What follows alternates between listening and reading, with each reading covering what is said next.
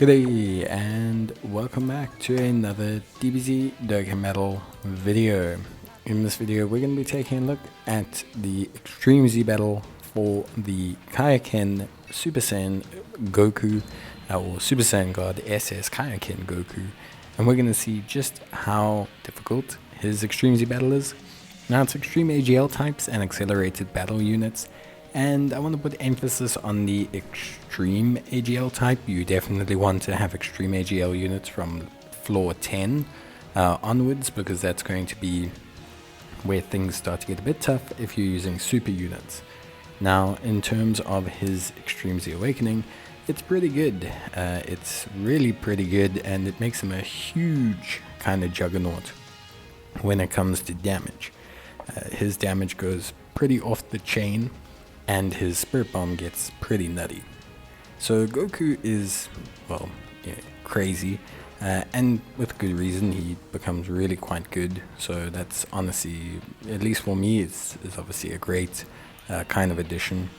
In terms of everything else, stock standard Extreme Z battle, 30 stages, couple missions for time-related events. Honestly speaking, finding the units for this is probably the hardest portion of this, because Extreme AGL and Accelerated Battle don't necessarily go hand in hand. Accelerated Battle is a pretty strange category with only a couple leads, and it has no real solid leads that are extreme. You've got the extreme strength, hits in Super Saiyan God Goku, and then you have physical Goku, and that's your leads. So you're just kind of stuck making a hodgepodge team. In all honesty, it's probably my least favorite team build that can be made. You can maybe go like a power absorption build, I guess, but yeah, generally you're kind of just sticking them all together. Honestly speaking, you're just kind of sticking whatever units you can together. If your team is metal coolers, it's metal coolers. I'm making a pseudo hybrid AGL style team with a couple free-to-play units. I will be replacing Super Saiyan 3 Goku in this team with the Butoden Vegeta. So that's the April Fool's Vegeta, a free-to-play unit.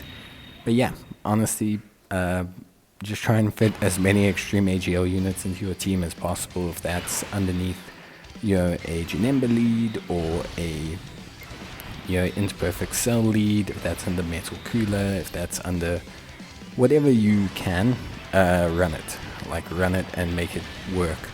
The Int Metal Cooler is probably the best free-to-play lead you can run, just because of the fact that he provides some really solid kind of basis, being 130% extreme typing lead.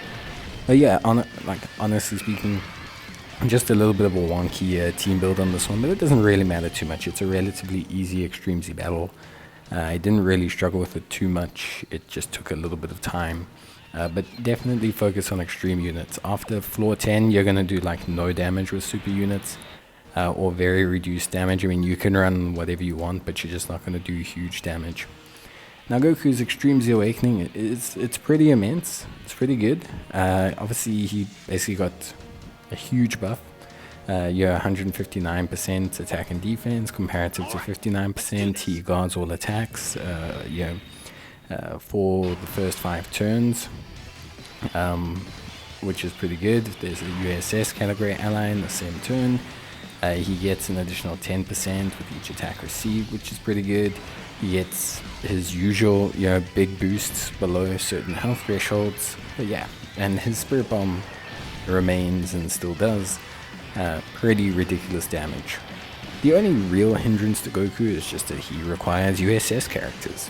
And right now USS as a category, not necessarily in the greatest position. I think USS as a whole is maybe not in the wildest shape.